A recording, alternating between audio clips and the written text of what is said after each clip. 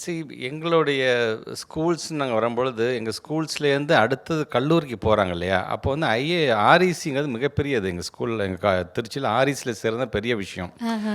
அந்த மாதிரி நான் ஆர்இசிக்கு போகக்கூடிய அந்த ஸ்டூடெண்ட்ஸ் வந்து 10th பார்த்தீங்கன்னா ஒரு செட் ஆஃப் டீச்சர்ஸ் வந்து தயார்படுத்திட்டே இருப்பாங்க.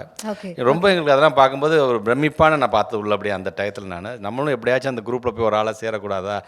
ஆர்இசி பக்கமாக நம்ம காரில் போகிறோம், பஸ்ஸில் போகிறோம், எப்படியாச்சும் இதில் அப்படி ஒரு பிரமிப்பு உள்ள அப்படியே. ஏன்னா அந்த நேரத்தில் எங்களுக்கு அவ்வளோதான் இருந்துச்சு. பெருசாக எங்களுக்கு அகைன் நான் சொல்கிற மாதிரி தான் பெரிய சோஷியல் மீடியா கிடையாது, எதுவுமே கிடையாதுனால வெளி உலகங்கிறது எங்களுக்கு பெருசாக தெரியாது. உள்ளுக்குள்ளார இருக்கிறதுல இந்த மாதிரி அச்சீவர்ஸாக நம்ம மாறணும், ஸ்போர்ட்ஸில் நம்ம ஏதாச்சும் வரணும் அப்படிங்கிற மாதிரி தான். நீங்கள் ஃபஸ்ட்டு கேட்ட மாதிரி தான் ஸ்கூல் டேஸை பொறுத்த வரைக்கும் நம்மளை எல்லாத்துக்கு முன்னாடியும் ஒரு கேள்வி கேட்டு நம்மளை எழுப்பிடக்கூடாது. இந்த ஹோம்ஒர்க் பண்ணியா இல்லையா, அதுக்கு நான் ஆன்சரபிளாக ஆகிடக்கூடாது, நான் பண்ணிட்டேன் சார்னு சொல்கிறதா தான் இருக்கணுங்கிற மாதிரி என்னை தயார்படுத்திக்கிட்ட வர ஒரு சமத்து பிள்ளையாகத்தான் நான் இருப்பேனே தவிர, அங்கே வந்து நான் காரணம் சொல்லிவிட்டு 4 பேருக்கு முன்னாடி திட்டு வாங்குறது, அது வந்து அப்படி இருந்துடக்கூடாது அப்படின்னு நினைக்கக்கூடிய ஒரு பிள்ளையாகத்தான் நான் இருந்திருக்கேன். Yasko, Shirts, trousers, dhotis.